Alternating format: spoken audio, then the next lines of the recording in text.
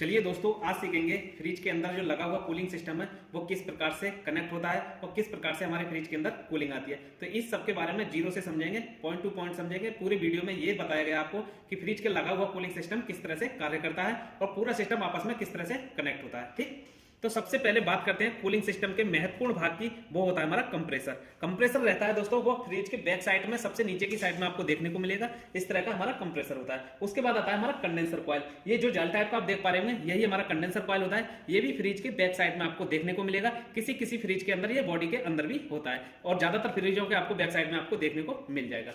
ये जो है फ्रिज का एवापोरेटर है, जो फ्रिज के अंदर आपको देखने को मिलेगा। जब हम दरवाजा खोलते हैं सबसे ऊपर की साइड में यही हमको देखने को मिलता है। इसी को हम कूलिंग कॉइल भी बोलते हैं और इसको हम इसको कूलिंग कॉइल बोलते हैं, एवापोरेटर बोलते हैं और फ्रीजर भी इसी को बोलते हैं। ठीक, इसी के द्वारा सारे फ्रिज के अंदर कूलिंग होती है। हमारा जो गैस का पूरा संचार होता है वो इसी में जाकर के हमारी गैस जो है कूलिंग को करती है। ठीक, अब बात करते हैं ये पूरा सिस्टम आपस में कनेक्ट कैसे होता है। तो ये सारा फ्रिज से हमने बाहर निकाल लिया है और बाहर निकालने के बाद इसको दीवार पे फिट किया गया है, जिससे आपको इस सिस्टम को समझने में किसी भी तरह की कोई भी दिक्कत नहीं आएगी। तो सबसे पहले हम बात करते हैं, सबसे पहले नीचे जो कंप्रेसर लगा हुआ है तो कंप्रेसर के बारे में जान लेते हैं। तो ये जो कंप्रेसर होता है दोस्तों हमारा, इसके अंदर 3 लाइनें होती हैं जो कि गैस को संचार करने के लिए होती है। एक होती है हमारी सक्शन लाइन, एक होती है हमारी डिस्चार्ज लाइन और एक होती है हमारी चार्जिंग लाइन। सक्शन लाइन का कार्य होता है दोस्तों, ये इसमें से गैस को खींचता है और डिस्चार्ज लाइन से हमारी गैस को बाहर की तरफ को फेंकता है। और जो चार्जिंग लाइन का कार्य होता है दोस्तों, फ्रिज के अंदर इस लाइन के द्वारा हम गैस को चार्ज करते हैं। ठीक, अब बात करते हैं कंडेंसर कॉइल की। जो कंडेंसर कॉइल आप देख पा रहे होंगे, ये एक तरह का पाइप होता है जिसको घुमा घुमा करके इस तरह का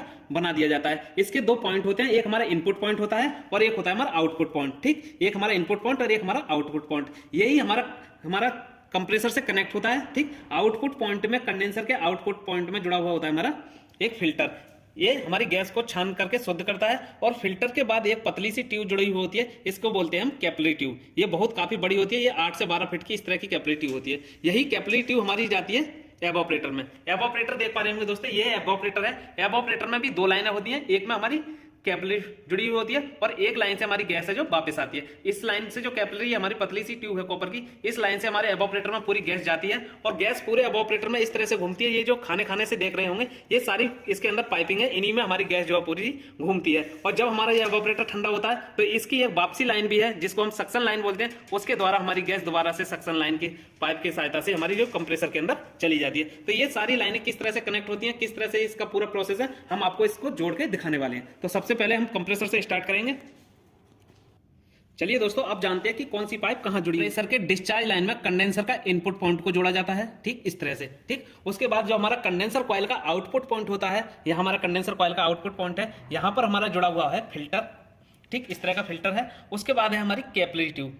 ठीक, इस फिल्टर के आउटपुट पॉइंट से कैपिलरी जुड़ी हुई है, ये हमारी जुड़ी हुई होती है एवापोरेटर में। ठीक, इस तरह से यहां पर एवापोरेटर में जुड़ी हुई है। एवापोरेटर में से जो हमारी गैस वापसी आती है वो इस पाइप के द्वारा आती है, इसको बोलते हैं हम सक्शन लाइन। ये जुड़ी हुई होती है हमारे कंप्रेसर के सक्शन पॉइंट में। इस तरह से सारी पाइपिंग इसकी होती है, इस तरह से ही सारी आपस में ये कनेक्ट होती हैं। तो सबको कनेक्ट करके देखते हैं, फिर इसके अंदर हम प्रेशर भरेंगे कि हमारे कहीं भी इस सिस्टम के अंदर लीकेज तो नहीं है। तो हमें इसको कनेक्ट करने के लिए एक हमारे पास ब्यूटेन गैस का कैन होना चाहिए और वेल्डिंग गन होना चाहिए और इसकी वेल्डिंग रॉड होनी चाहिए।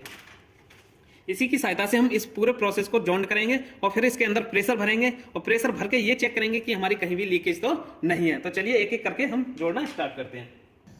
चलिए दोस्तों, अब सबसे पहले हम कंप्रेसर के डिस्चार्ज लाइन में कंडेंसर का इनपुट पॉइंट को जोड़ लेंगे। चलिए दोस्तों, अब हम कंप्रेसर के डिस्चार्ज लाइन से कंडेंसर का इनपुट पॉइंट को कनेक्ट करते हैं। ठीक, तो जब इस पर हम वेल्डिंग करेंगे तो सबसे पहले पाइपों को पूरी तरह से गर्म कर लेंगे, उसके बाद इसमें वेल्डिंग रॉड को लगाएंगे।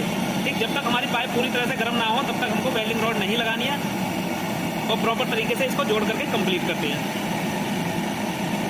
तो हमारी पाइपें देख रहे होंगे अब लाल होना स्टार्ट हो चुकी हैं।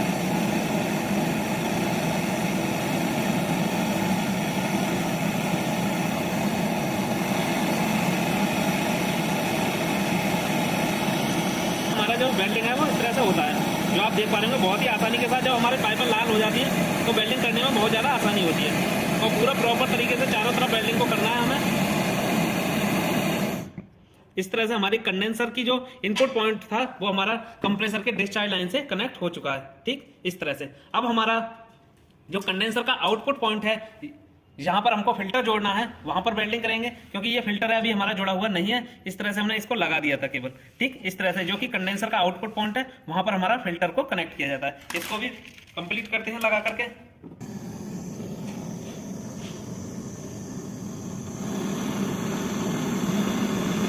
और पूरा प्रॉपर तरीके से इसको भी गर्म करेंगे। गर्म करने के बाद ही हमको वेल्डिंग रॉड लगानी है इस पर।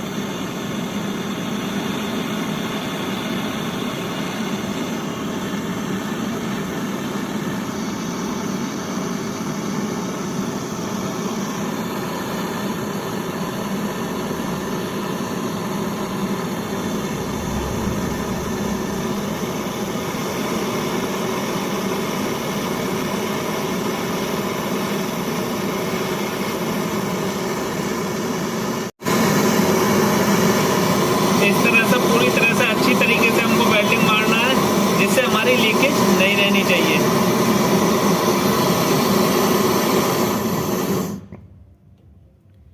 इस तरह से हमारा कंडेंसर भी के जो आउटपुट पॉइंट पे हमको फिल्टर लगाना था वो इस तरह से हमने लगा दिया है।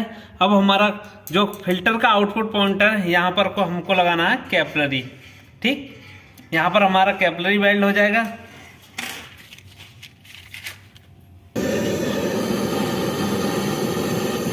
कैपिलरी को वेल्ड करते वक्त फिल्टर को अधिक गर्म करें, कैपिलरी की तरफ गर्म नहीं करना चाहिए। तो अगर कैपिलरी की तरफ अगर अधिक गर्म करोगे तो हमारी कैपिलरी पिघल जाती है और वो वहाँ से कट जाती है। तो इसको हल्के से इसको गर्म करना है, धीरे धीरे, ज़्यादा प्रेशर नहीं देना है।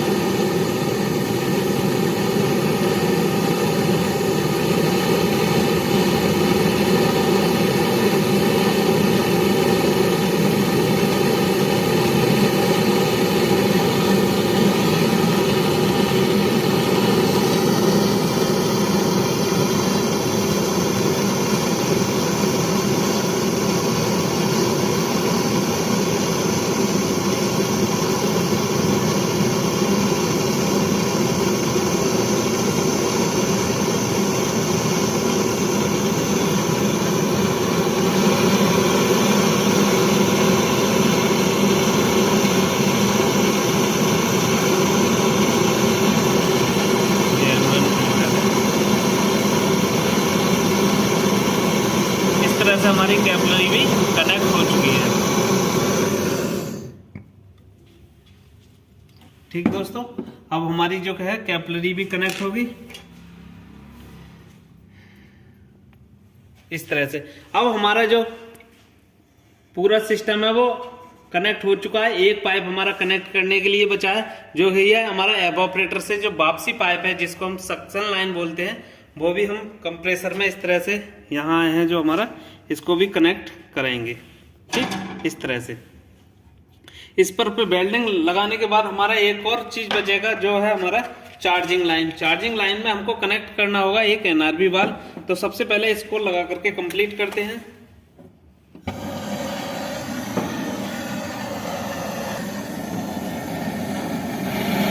और इसको पूरे प्रेशर के साथ गर्म करेंगे, क्योंकि यहाँ पर ये मोटा पाइप होता है।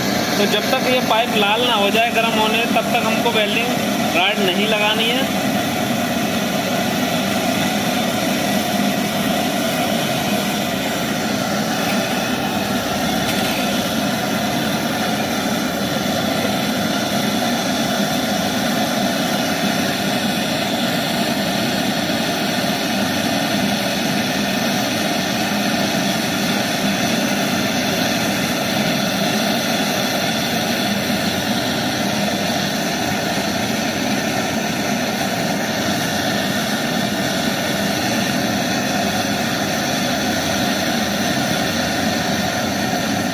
इस तरह से पूरी प्रॉपर तरीके से अच्छे तरीके से हमको वेल्डिंग मारना है, जिससे हमारे फ्रिज के अंदर कोई भी लीकेज नहीं होनी चाहिए।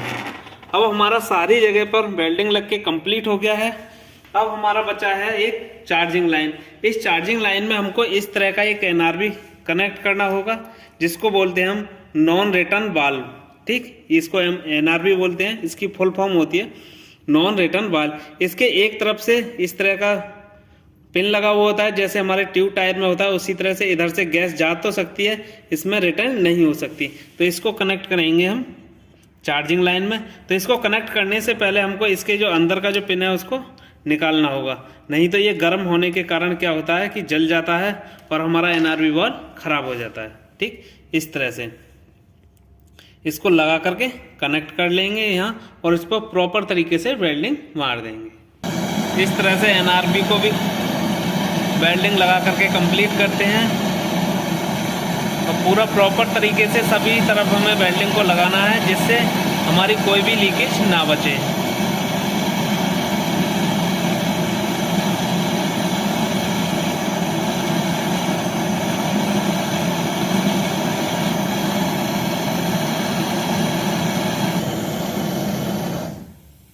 और हमारा एनआरबी पर भी वेल्डिंग लग के कंप्लीट हो चुका है। इस तरह से हमारी जितना बार इसमें वेल्डिंग का कार्य था उसको हमने कंप्लीट कर दिया है। अब हम इसमें प्रेशर भर करके चेक करेंगे कि कोई भी हमारा जॉइंट तो लीक नहीं है। तो उसको प्रेशर किस तरह से भरा जाता है वो भी देख लीजिए। चलिए दोस्तों, हमने इसकी पाइपें तो सारी जोड़ करके कंप्लीट कर ली हैं। अब हमारा जो पूरा सिस्टम है वो आपस में जोड़ चुका है। अब इसके अंदर बारी आएगी इसके जो जितने बार हमने जॉइंट लगाए हैं उनको चेक करने की कोई भी हमारा जॉइंट जो है वो लीक तो नहीं है। तो इसको लीक चेक करने के लिए हमें इसके अंदर प्रेशर भरना होगा। तो प्रेशर भरने के लिए इस तरह का हमारे पास एक वर्कशॉप कंप्रेसर की आवश्यकता होती है। ये हमारा फ्रिज का ही कंप्रेसर है। तो इसकी जो डिस्चार्ज लाइन है हमारी, या ये जो लाइन है, इसी से हम फ्रिज के अंदर जो है प्रेशर को भरेंगे। तो प्रेशर भरने के लिए हमें किस किस सामान की आवश्यकता होगी? तो दो हमारे पास चार्जिंग लाइन होनी चाहिए और एक हमारे पास प्रेशर गेज होना चाहिए। इस तरह का प्रेशर गेज होता है। तो इस जो चार्जिंग लाइन है हम कंप्रेसर की डिस्चार्ज लाइन में कनेक्ट करेंगे, जो कि हमारा वर्कशॉप कंप्रेसर है। और इस लाइन को हम जो हमारा गेज है, गेज के इस वाली लाइन में हमको इसको कनेक्ट करना है, ठीक इस तरह से। और जो हमारे कंप्रेसर के अंदर जो कनेक्ट होगी दोस्तों, इस कंप्रेसर के अंदर प्रेशर भरने के लिए वो लाइन हमारी जो हमारा मीटर है उसके नीचे वाली लाइन से कनेक्ट होगी इस तरह से। और हमारी जो इसका जो आउटपुट पॉइंट है ये हमारे इस सिस्टम की लाइन से इस तरह से कनेक्ट हो जाएगा, इस तरह से, ठीक। ये जो हमारा वर्कशॉप कंप्रेसर है इसकी डिस्चार्ज लाइन से जो कनेक्ट पाइप है वो हमारे मीटर में ये इस हैंडल के सामने वाली लाइन में कनेक्ट हो गई। और जो नीचे वाली जो लाइन है ये हमारे सिस्टम वाले कंप्रेसर की लाइन में कनेक्ट हो गई है। तो इस तरह से इसमें प्रेशर भरेंगे। और प्रेशर कितना भरना है हमको? लगभग इसमें 150 PSI तक प्रेशर को भरना है। और प्रेशर भरते समय ध्यान देना है कि हमारा प्रेशर अधिक नहीं होना चाहिए। और जो हमारा वर्कशॉप कंप्रेसर है इसको स्टार्ट कर देंगे। तो इसको जैसे हमने वो कंप्रेसर स्टार्ट किया था इसी प्रकार से इसको भी स्टार्ट कर देंगे, ठीक। और हमारा प्रेशर जो भरना स्टार्ट हो जाएगा। हमारा कंप्रेसर स्टार्ट हो चुका है और हमारे सिस्टम के अंदर प्रेशर भरना स्टार्ट होने लगा। आप देख सकते हैं सुई हमारी ऊपर की तरफ जाने लगी है। प्रॉपर तरीके से हम इसमें प्रेशर को भरेंगे पूरा लगभग 150 PSI तक। और फिर अपनी सारी जितने बार हमने जॉइंट लगाए हैं, जहां जहां हमने वेल्डिंग किया है वहां पर चेक कर लेंगे कि हमारी कोई सिस्टम के अंदर लीकेज तो नहीं है। तो पूरा प्रेशर भर के कंप्लीट करते हैं।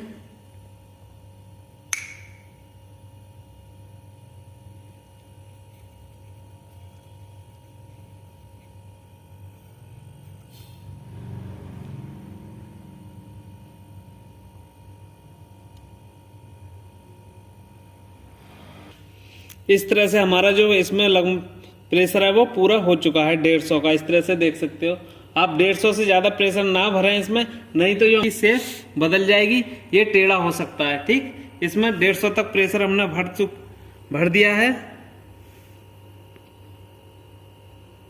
और हम अब जो हमारा वर्कशॉप कंप्रेसर है उसको बंद कर देंगे, ठीक इस तरह से। अब आप मीटर में देख सकते हो कितना हमारा प्रेशर है, ठीक। उसके बाद इसका हैंडल पूरी तरीके से बंद कर देंगे इस तरह से।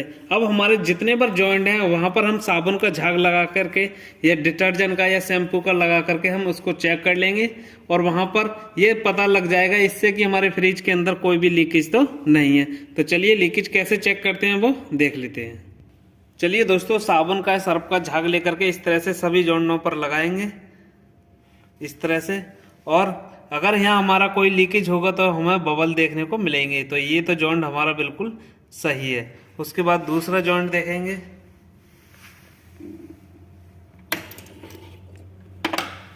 करंट। तो दूसरे जॉइंट पर हमने लगाया कंप्रेसर का जो डिस्चार्ज लाइन है, वहां पर लगा करके देखेंगे कोई हमारे कोई लीकेज तो नहीं है। ये भी जॉइंट हमारा प्रॉपर सही है। उसके बाद हमने फिल्टर जोड़ा था, वहां पर भी लगा करके देखेंगे और हमारे फिल्टर तर भी कोई भी लीकेज हमको नहीं दिखाई दी। यहाँ भी हमारा वेल्डिंग है वो प्रॉपर सही है। उसके बाद हमारी कैपलरी, तो कैपलरी भी हमारी प्रॉपर से सही है। उसके बाद हमारा आएगा सक्शन लाइन। तो जितने बार हमारे जॉइंट है सब पर इस तरह से लगा करके चेक कर लेंगे। अगर कहीं भी लीकेज होगी तो हमारे इसके अंदर बबल बनने स्टार्ट हो जाएंगे। तो इस तरह से हमारे केस में तो कहीं भी लीकेज नहीं है। जितने बार हमने फ्रिज के अंदर जॉइंट लगाए हैं प्रॉपर से सारे सही हैं। तो ये होती है हमारी लीक चेक करने का तरीका। इस तरह से ही पूरे फ्रिज के अंदर हो या एसी हो, कोई भी सिस्टम हो जिसमें प्रेशर भरने के बाद इस तरह से ही लीक को चेक किया जाता है। तो प्रॉपर तरीके से हमारे सारे जॉइंट हैं वो प्रॉपर तरीके से सही है। किसी भी तरह की इसमें कोई भी लीकेज नहीं है। अगर हमारे फ्रिज के अंदर कोई लीकेज भी होती है तो हमारा जो मीटर है उसके अंदर हमारा प्रेशर है वो डाउन हो जाएगा।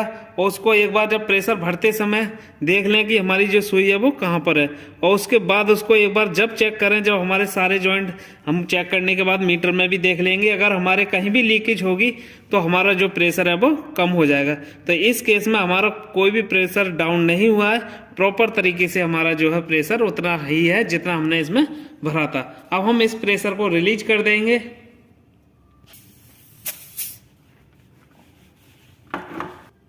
चलिए दोस्तों, इसका प्रेशर को रिलीज कर देंगे। प्रेशर को धीरे धीरे रिलीज करेंगे जिससे हमारे प्रेशर जो है वो बाहर हो जाएगा इस तरह से।